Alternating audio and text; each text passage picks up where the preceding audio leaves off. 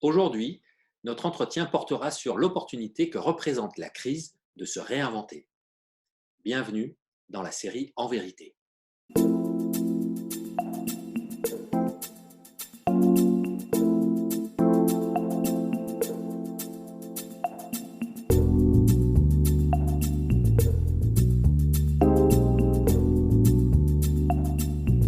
Et c'est peut-être ça qui est réjouissant. Nous avons une opportunité de nous réinventer sans jeter le monde ancien, sans jeter qui nous sommes, mais avec de nouveaux espaces, avec un nouvel horizon et de nouvelles opportunités à saisir. Est-ce que finalement cette crise, elle ne nous met pas face à nos fatigues, nos limites, nos manques pour arriver à se réinventer?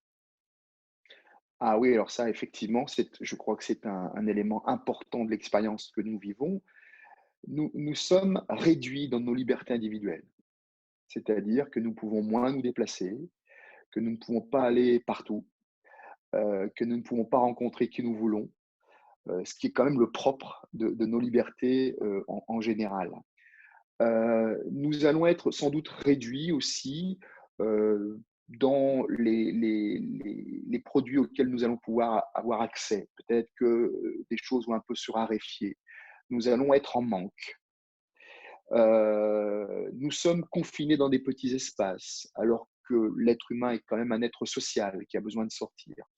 Donc, effectivement, nous sommes invités à une forme progressive de pauvreté.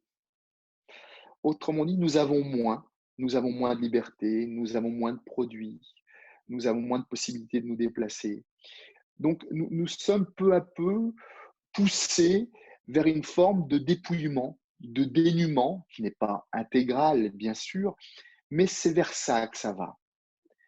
Si on est bien attentif à nos vies quotidiennes, on va s'apercevoir que chacun, nous avons des peurs. Nous avons des peurs de manquer de quelque chose. Nous avons certaines peurs de cette nature-là. Ces peurs, que sont ces peurs? Ce sont des peurs d'être moins que d'habitude. C'est-à-dire, cette crise nous met dans une situation où nous sommes moins que d'habitude. Mais nous sommes moins que d'habitude. Pourquoi? C'est comme si à l'intérieur de nous se libérait un espace qui va pouvoir se remplir d'autres choses.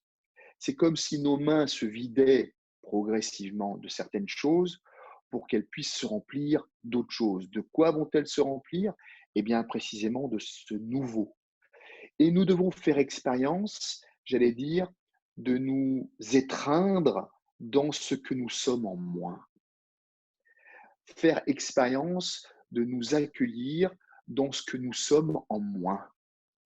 Et c'est à cette condition-là, effectivement, que nous deviendrons plus, que nous deviendrons meilleurs, que nous deviendrons mieux aimants, que nous deviendrons mieux aidants également.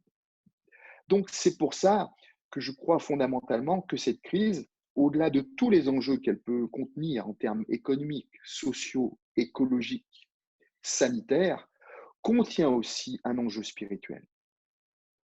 Et que la spiritualité, c'est une activité humaine, c'est une énergie humaine qui consiste à savoir comment être meilleur. Et être meilleur, ça veut dire mieux aimer.